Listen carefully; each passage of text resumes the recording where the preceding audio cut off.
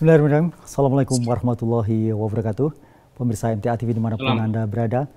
Alhamdulillahirrabbilalamin. Puji syukur marilah kita aturkan kehadirat ilahi Rabbi Allah Subhanahu wa Ta'ala.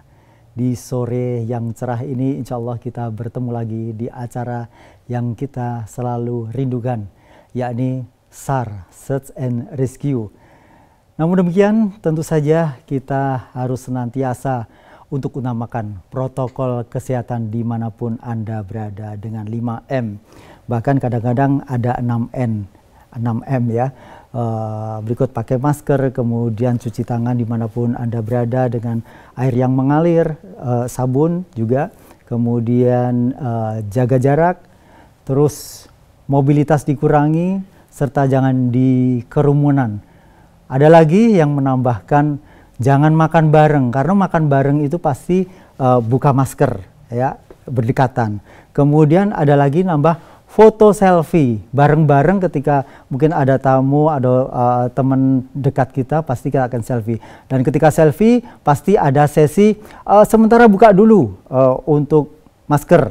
Nah ini kadang-kadang yang kita terlena. Dan pemirsa, sore hari ini alhamdulillah di penghujung Zoom sudah terhubung seseorang yang di flyer kita sangat terlihat cakap. Saya yakin pasti beliau adalah orang yang luar biasa. Beliau adalah Bapak Abdul Haris Akhadi, SHDESS, selaku Deputi Bidang Bina Tenaga dan Potensi Pencarian dan Pertolongan. Assalamualaikum warahmatullahi wabarakatuh, Pak Haris. Waalaikumsalam warahmatullahi wabarakatuh, Mas Rudi. Bagaimana kabarnya sore hari ini? Alhamdulillah. Alhamdulillah sehat. Sehat. Iya. Sore hari ini memang meluangkan waktu khusus untuk bisa bersiaran di MTA TV ya Pak Haris? Alhamdulillah. Terima kasih undangannya loh. Bisa silaturahmi di sini. Iya, karena mungkin Pak Haris sudah terbiasa dengan bertemu relawan atau potensi SAR MTA di lapangan, tapi belum pernah bertemu di MTA TV-nya ya? Iya, betul. Iya. Waktu di Temanggung. Oh, di Temanggung. Waktu heli jatuh ya? Waktu helikopter Basarnas itu. Oh, iya. Masya Allah. Iya, iya. Mungkin teman-teman yang lain di kantor SAR Semarang dan lain mungkin sering ketemu ya. Iya, iya, iya. Baik, Pak Haris. Dan kali ini sebuah tema yang kita angkat adalah memaksimalkan peran potensi SAR di masa pandemi. Dan ini adalah sesuatu yang sangat berhubungan sekali di saat ini. Karena kondisi pandemi yang saat ini memang memerlukan potensi-potensi relawan, utamanya dari SAR ini bisa turun langsung untuk membantu kesibukan-kesibukan di rumah sakit dan lain sebagainya. Namun ada juga kalanya ketika banyaknya potensi ini tidak terkoordinasi dengan baik, tidak termanage dengan baik, maka di sana pasti di lapangan akan menjadi tumpang tindih. Ya, Pak Haris, ini bisa disampaikan terkait dengan Deputi Bidang Tenaga dan Potensi Pencarian dan Pertolongan. Silakan Pak Haris.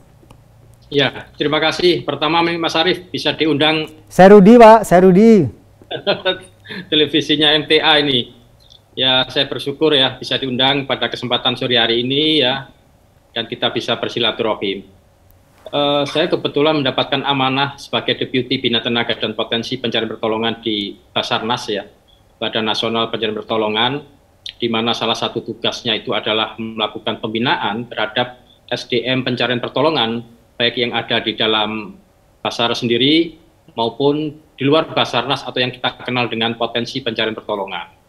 Nah, tadi Mas Arief sudah menyebutkan ya, sudah menyinggung soal koordinasi. Pak Haris, dan, Pak Haris, iya. Meluruskan dulu, namanya Rudi Pak Haris. Namanya Rudi. Mas Rudi, Mas Rudi. Iya. Mas Rudi sudah menyebutkan tadi ya koordinasi. Jadi memang manajemen ini sangat diperlukan sekali ya pada saat kita melaksanakan operasi pencarian dan pertolongan. Nah, kita ketahui bersama pada saat operasi pencarian pertolongan terjadi, itu banyak sekali yang namanya organisasi ya yang muncul ya di lapangan, baik itu organisasi pemerintah maupun non pemerintah. Kalau kita identifikasi ya, kalau kita bicara soal pencarian dan pertolongan, itu ada 4 kelompok ya, 4 kelompok yang melakukan operasi pencarian pertolongan. Yang pertama adalah unit sosial yang disebut masyarakat. Ya, kalau terkecil unit sosialnya itu adalah keluarga. Itu yang pertama kali mereka lah yang melakukan pencarian dan pertolongan. Ayah, ibu ya mencari anaknya dan sebagainya. Seperti kita lihat di bencana di Palu 2018 itu seperti keluarga terpisah ya. Siapa yang melakukan pencarian pertolongan? Ya keluarga mereka sendiri. Terus yang kedua adalah kelompok masyarakat yang memiliki kepedulian yang tinggi akan kemanusiaan. Itu yang disebut dengan relawan. Ya, relawan. Tetapi relawan ini secara umum tidak memikirkan tentang organisasinya. Ya, dia peduli seperti itu ya. Terus yang ketiga adalah kelompok pemerintahan. Jadi ada di sana ada BNPB, ada termasuk Basarnas, terus ada Kementerian Kesehatan, ada Kementerian Sosial dan kementerian yang lainnya. Ya, ada Kementerian ESDM, bahkan ada juga badan hukum ya, baik itu swasta maupun BUMN. Itu kelompok yang ketiga. Nah, kelompok 4 ini muncul ini, Mas Rudi. Ya. Kelompok yang keempat ini adalah saya sebut privatisasi bencana. Nah, yang relawan tadi, kelompok kedua tadi itu, relawan itu ada yang berpikir profesional. Nah, ini saya melihat siapakah mereka ini gitu ya. Ya seperti teman-teman MTA ya, terus ada aksi cepat tanggap, ada rumah zakat ya, macam-macam lah. Itu kelompok-kelompok relawan yang secara kontinu lantas mereka berpikir untuk bagaimana berkinerja lebih baik lagi, lantas mereka membuat badan hukum. Nah, ini secara jadi relawan yang nomor 2 tadi itu ada sebagian yang berpikir profesional seperti itu. Nah, ini yang banyak sekali. Nah, ada hal yang perlu saya sampaikan nih, Mas Rudi. Ya. Pada saat menit-menit pertama ya, atau 24 jam pertama, itu masa di mana terjadinya tanggap darurat bencana, itu banyak sekali sesungguhnya perlunya pertolongan. Karena dimungkinkan pada 24 jam pertama itu, orang itu masih hidup. Ini kalau kita bicara soal bencana alam ya, orang hidup. Bahkan di satu penelitian, itu sampai hari keempat, itu dimungkinkan orang itu hidup. Tetapi persoalannya adalah, pada 24 jam pertama itu, tim SAR yang masuk itu sangat terbatas. Nah, disinilah yang disebut golden time itu, yang tadi periode 3-4 hari itu, yang dimungkinkan adanya penyintas ya, korban itu yang masih bisa diselamatkan. Nah, jadi ada golden time ini, Mas Rudi. Ini penting sekali, sehingga itulah perlunya sebuah manajemen. Alhamdulillah, Basarnas tahun 2019 mendapatkan sertifikasi internasional dari INSARAG untuk SAR kebencanaan itu. 2019. Nah, di sana kami diuji, dilihat manajemennya ya, dilihat bagaimana kolaborasi antar ya kementerian ya, karena kalau kita keluar negeri pasti perlu yang namanya kementerian luar negeri, terus pesawat kemarin kami juga pinjam ke TNI AU. Nah, ini kan perlu yang namanya kolaborasi, dan kita berhasil kemarin itu. Jadi disimulasikan ada bencana di negara lain, bagaimana dalam waktu 24 jam itu Basarnas bisa berangkat. Karena golden time tadi, 3 atau 4 kali 24 jam itu ada kemungkinan korban jiwa bisa diselamatkan. Nah, sehingga begitu kami berpikir ke dalam, ini ayo kita perbaiki nih manajemen kita itu. Satu terkait dengan manajemen, yang kedua, ini Mas Rudi, beberapa waktu yang lalu Presiden Jokowi bicara soal core values, ya, aparatur sipil negara. Core values-nya itu adalah berakhlak, sebuah singkatan. K-nya itu adalah kolaborasi. Nah, ini saya mengambil satu ya dari core values yang disampaikan oleh Presiden Jokowi tadi itu, yaitu kolaborasi. Oleh karena itu, saya menggagas ya untuk tanggap darurat bencana ini kepemimpinan kolaboratif tanggap darurat bencana. Nah, itu Mas Rudi, ada dua hal pokok ya yang saya ingin share ya pada sore hari ini, yaitu terkait dengan manajemen tadi itu dan nilai. Bagaimana kita membangun ya nilai-nilai tadi itu ya, membentuk karakter SDM penyedia pertolongan itu dengan nilai-nilai. Ya, baik. Nah. Baik, Pak Haris, tadi saya catat adalah golden time ini terkait sebenarnya dengan penyelamatan nyawa manusia, begitu ya. Dan ketika waktu tersebut, waktu emas tersebut tidak digunakan dengan maksimal, maka kita tidak tahu berapa korban yang jatuh, begitu. Sebenarnya apakah dicermati atau dipantau atau saat ini menjadi perhatian khusus dari Deputi bidang potensi ini bahwa selama ini ternyata di lapangan ini masih banyak waktu-waktu atau golden time ini terlewatkan, begitu Pak Haris? Betul, Mas Rudi. Jadi Kapasat itu mendorong kami semua untuk respon yang cepat. Karena kalau Anda bisa menyelamatkan seorang jiwa manusia, ya, itu dapat nilai 1. Tetapi Anda menemukan, tapi kondisinya sudah meninggal, Anda sebenarnya 0. Ya. Dan tidak menemukan minus 1. Itu katanya Kabasarnas. Jadi kita harus ayo respon yang cepat gitu ya. Dan memanfaatkan waktu yang namanya golden time tadi itu.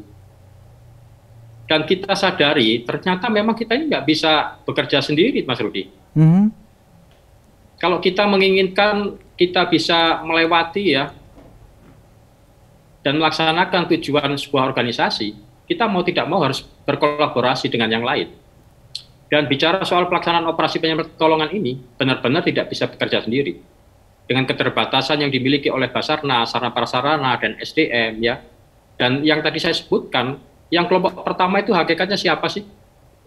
Yang bisa mencari, bisa menolong, tidak lain adalah unit sosial. Dan unit sosial terkecil yaitu keluarga tadi itu. Nah, itulah sehingga kita semua perlu yang namanya memberdayakan masyarakat. Ya, kelompok 2, 3, 4 mulai dari relawan, ya, organisasi pemerintah dan non pemerintah, ya, berbadan hukum, terus adanya privatisasi bencana tadi itu, semua tidak lain juga ditujukan untuk masyarakat. Kehadiran MTA, ya, terima kasih sekali, aktivitasnya luar biasa. Tidak lain juga adalah untuk kembali ke masyarakat.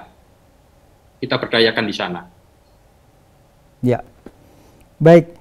Dan ini sesuatu yang sebenarnya sangat menggembirakan ya. Adanya dinamika banyaknya potensi SAR yang sekarang bisa jadi sangat bisa kita lihat di lapangan, atau munculnya banyak potensi SAR ini sangat semarak di lapangan. Tapi mungkin dari waktu ke waktu apa yang menyebabkan ini terjadi, Pak? Bukankah ini bisa jadi karena salah satunya adalah potensi kepedulian dari para keluarga ini tadi, Pak Haris? Iya, betul. Saya lihat masyarakat Indonesia ya secara keseluruhan ini memang memiliki budaya, nilai-nilai yang luar biasa hakikatnya. Masyarakatnya mudah untuk menolong yang lain, ya, menolong yang lain. Gotong royong itu adalah semangat, benar-benar semangat kita semua gitu ya. Jadi pada saat bencana terjadi, itu kelompok-kelompok masyarakat muncul saja, otomatis. Spontan ya, spontan ya. Seperti itu. Kemarin waktu di Sriwijaya aja luar biasa, sampai 3.000 orang Mas Rudi. Sampai 3.000 orang. Luar biasa. Nah, ini kan sumber daya yang apa ya? Aset kita ya, yang harus kita kelola dengan sebaik-baiknya. Sehingga bagaimana kita bisa respon cepat, ya, respon cepat tadi itu harus berkolaborasi. Itu. Ini luar biasa Mas Rudi. Jadi ada banyak jumlah potensi ya. Kalau mungkin di seluruh Indonesia bisa ribuan. Oleh karena itu kami tahun lalu mulai melakukan pendataan. Bagaimana untuk memberikan respon yang cepat tadi itu. Kami lakukan pendataan potensi. Kami punya aplikasi namanya Sibinpok, ya. Ya, MTA sudah terdaftar sebagai potensi pencarian pertolongan. Kami memberikan sebuah surat keterangan bahwa MTA dan potensi yang lain adalah potensinya Basarnas.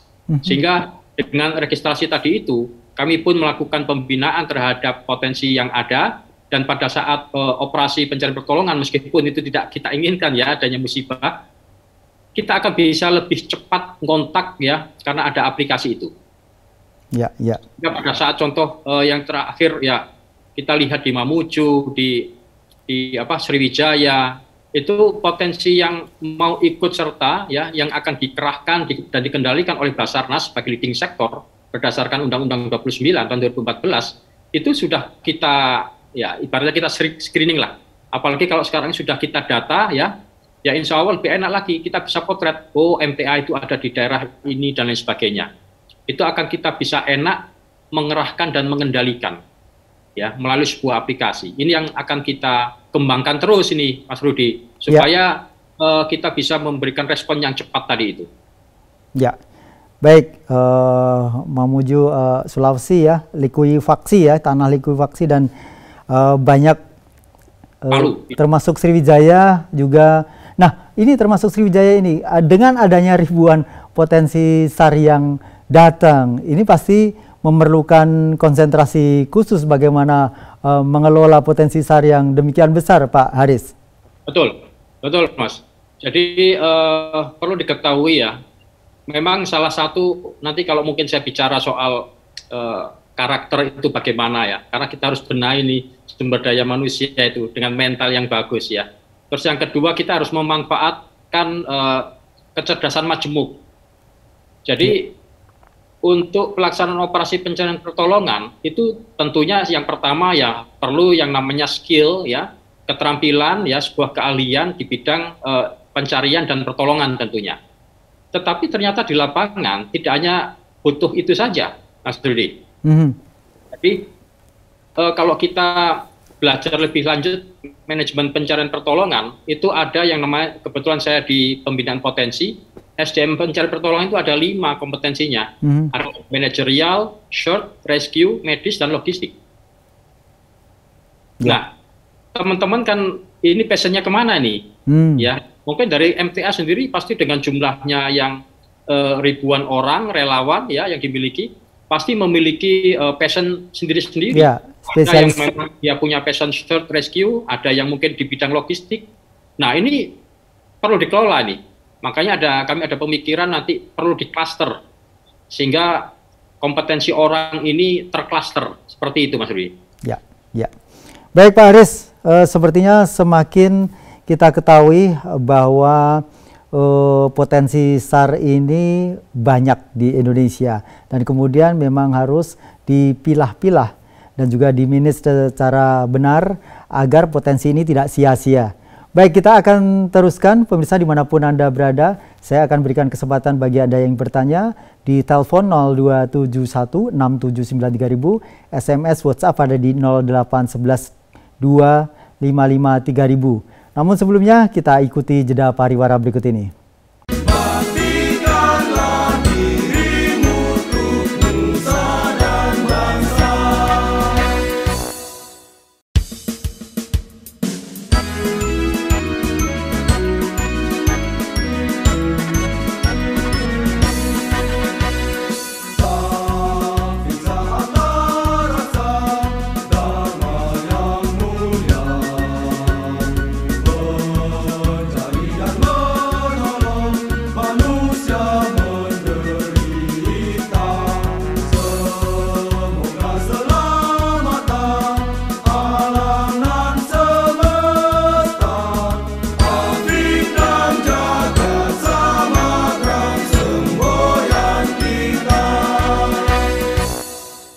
Baik pemirsa dimanapun Anda berada, Anda masih menyimak SAR di sore hari ini. Masih bersama narasumber kita Bapak Abdul Haris yang berada di Jakarta saat ini. Dan Pak Abdul Haris, ini kita lanjutkan lagi perbincangan sore hari ini, sangat menarik karena Bapak sangat juga sering berinteraksi dengan teman-teman SAR yang ada di lapangan begitu. Nah, Pak Haris, bisa disampaikan selama ini bagaimana Bapak mengamati potensi-potensi SAR yang ada, dan sebenarnya berapa sih yang tercatat di Basarnas, dan bagaimana kompetensi potensi SAR yang ada saat ini? Ya, terima kasih Mas Rudi. Ya. Yang jelas saat sekarang ini kita lagi data ulang ya. Dulu ada sekian banyak ratus bahkan ribu ya potensi seluruh Indonesia. Ada banyak sekali. Tetapi saya lihat ada ketidakefektifannya karena itu tadi muncul dan hilang itu tadi. Saya ingin benar-benar mendata fix ada beberapa sih potensi yang ada di Indonesia. Oleh karena itu tahun lalu kami membangun yang namanya aplikasi ya berbasis Android supaya teman-teman potensi relawan ya komunitas penggiat kemanusiaan itu bisa mendaftar ke Basarnas. Baik itu secara individual maupun organisasi. Ada aplikasinya. Lantas bulan Maret kemarin saya mengeluarkan satu pedoman ya supaya potensi seluruh Indonesia melakukan registrasi. Dan Direktur Bina Potensi saya meminta untuk mendata untuk potensi yang memiliki kapasitas nasional dan kepala kantor pencarian pertolongan yang ada di 43 kantor di daerah itu melakukan pendataan terkait dengan potensi di wilayahnya. Ya. Nah, itu kita harapkan dengan adanya data ini kita benar-benar akan tahu berapa jumlahnya, bagaimana kekuatan apa yang dimiliki oleh masing-masing organisasi tadi itu. Betul. Dan ini sudah ada pertanyaan Pak dari WA ini, mungkin bisa saya sampaikan ya Pak ya. Dari Pak Bowo di Bekasi nih Pak. Oh iya. Sudah kenal mungkin Pak? Ya, mungkin potensi SAR sering mendengar kata MOU atau PKS, perjanjian kerjasama. Apakah ada perbedaannya? Apakah setiap potensi SAR harus melakukan MOU atau PKS tadi dengan Basarnas supaya kita bisa mengikuti operasi SAR utamanya di masa pandemi ini? Nah, terima kasih atas pertanyaan. Siapa Mas? Pak Bowo. Pak Bowo Bekasi. Dari Bekasi. Terima kasih sekali atas pertanyaannya. Dengan peraturan Basarnas terkait dengan pengelolaan potensi dan bulan Maret kemarin saya mengeluarkan satu pedoman terkait dengan registrasi. Pada dasarnya ini saya ingin men-shortcut ya, memotong yang namanya rantai birokrasi. Cukup Anda mendaftarkan saja ya, kalau kapasitasnya kapasitas lokal itu mendaftar ke kantor pencarian pertolongan atau kantor SAR di daerah masing-masing, dan kalau kapasitas nasional mendaftarkan ke Direktur Bina Potensi. Jadi dengan adanya pendaftaran tadi itu akan keluar yang namanya surat keterangan, misalnya MTA adalah potensi pencarian pertolongan dari Basarnas. Seperti itu. Ini cukup, tidak perlu lagi MOU, PKS. Kadang-kadang itu formalitas Mas Rudi. Ya, habis MOU apa nggak ada kegiatannya. Nah, ini sekarang ini saya dorong dengan adanya surat keterangan itu sudah mantap buat MTA untuk bergerak ya ke masyarakatnya ya dalam rangka mungkin perlunya penggalangan dana untuk kegiatan. Nah, ini yang perlu saya ingatkan. Kenapa ini perlu saya shortcut? Karena sekarang ini zaman udah berubah nih Mas Rudi. Ya kan? Kalau kita bicara networking nih, ya networking itu sesuatu yang penting ya. Kalau kita mau tumbuh ya berkembang, mau tidak mau kita harus melakukan menjalin hubungan. Ya kalau tadi bahasanya akhirnya formalitasnya adalah MOU ya, PKS seperti itu, menjalin hubungan. Nah, networking ini ya kalau zaman-zaman dulu itu pemerintahan sendiri terlalu sentralistis ya zaman dulu ya.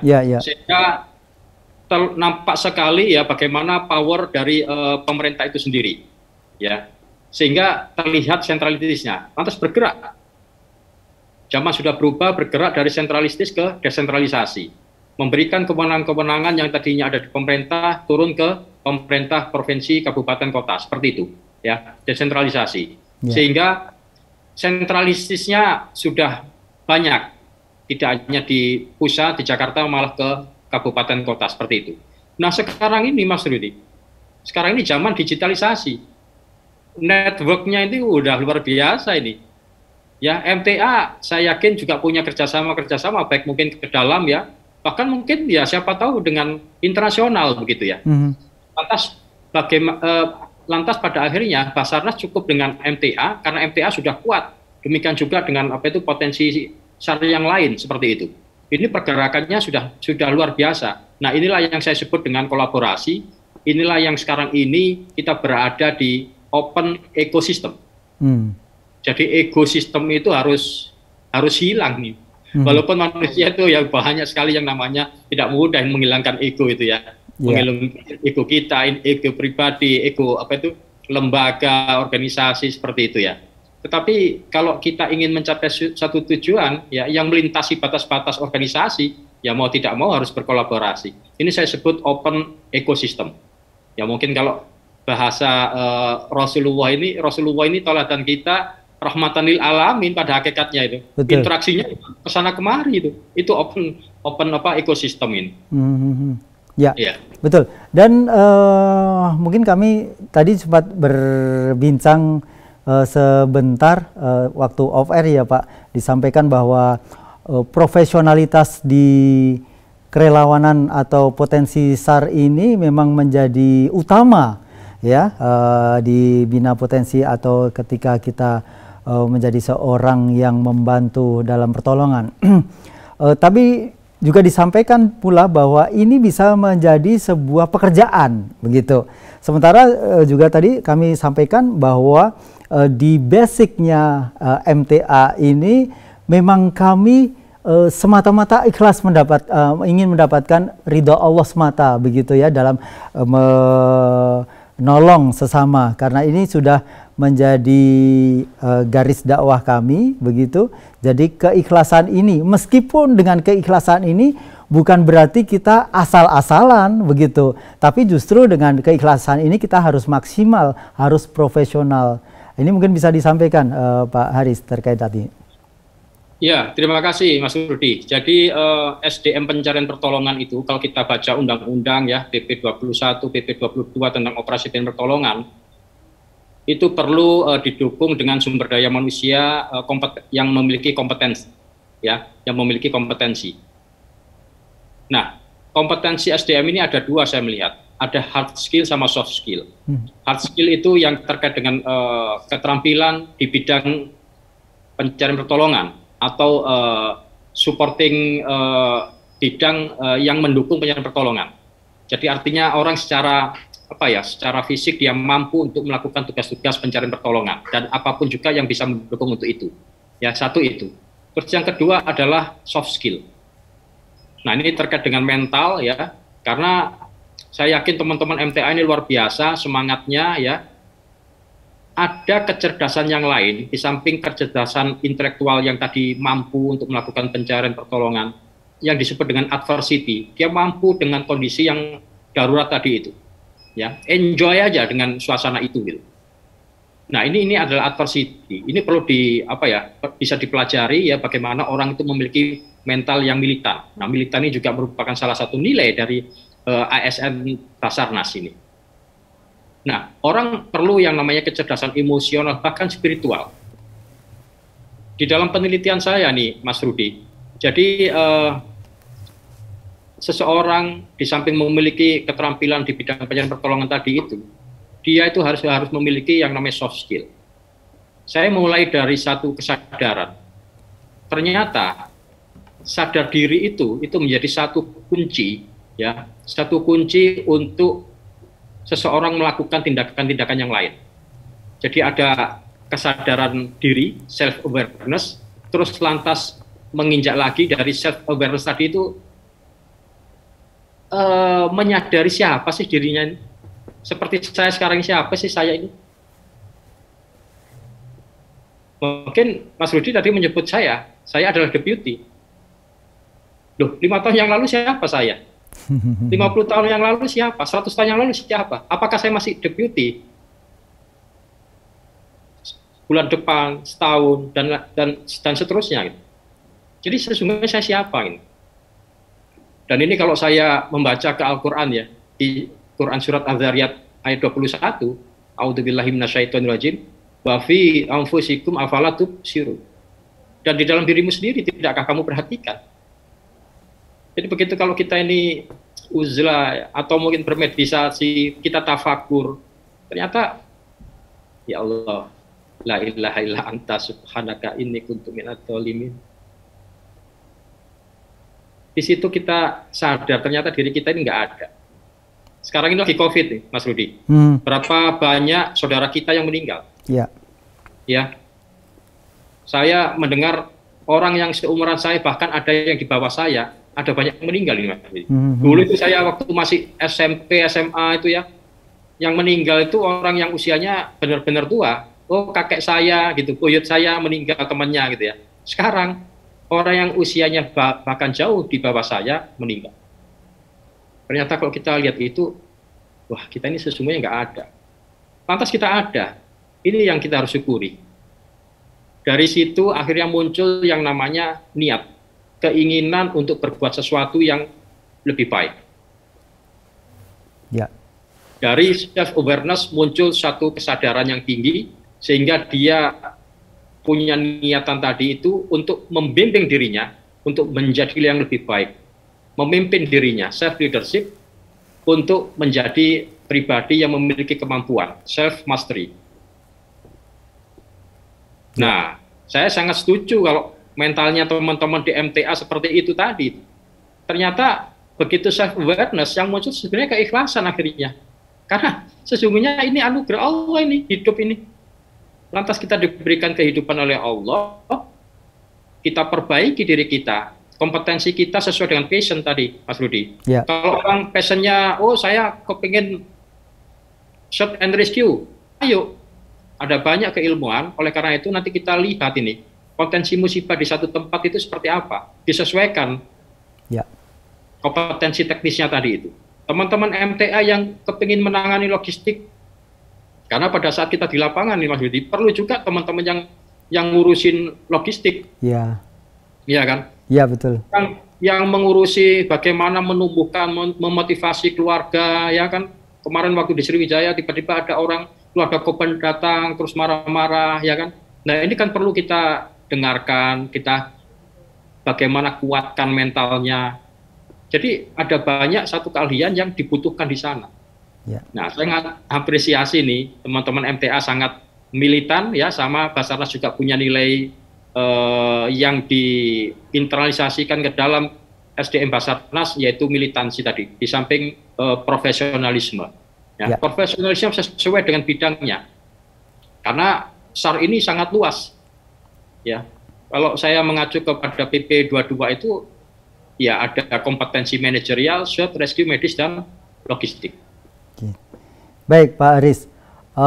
Saya senang sekali mendengar Pak Aris menyampaikan ayat-ayat dari Al-Quran, dan saya memang senang berteman dengan teman-teman dari SAR karena mereka terbiasa dengan melihat jenazah, mereka selalu diingatkan oleh kematian.